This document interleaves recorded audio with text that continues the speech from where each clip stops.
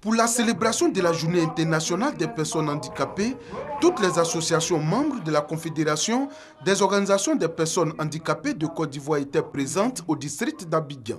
Cette journée instituée par les Nations Unies est l'occasion de réaffirmer certains principes de base trop souvent oubliés, notamment la reconnaissance de droits fondamentaux comme l'éducation ou l'accès au travail.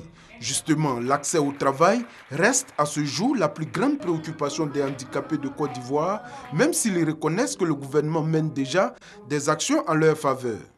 Il faut dire que le recrutement a été sur nos revendications.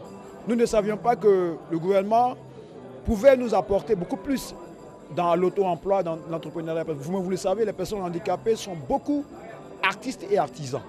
Le ministre d'État, ministre de l'Emploi, des Affaires sociales et de la formation professionnelle, souligne que l'État est conscient des difficultés que vivent les personnes handicapées.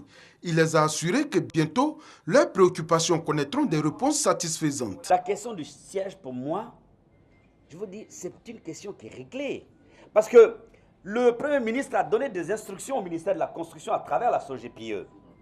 Le mardi dernier, sur la table du Conseil de gouvernement, le projet de décret concernant le recrutement dérogatoire faisait partie de l'emploi du temps des ministres.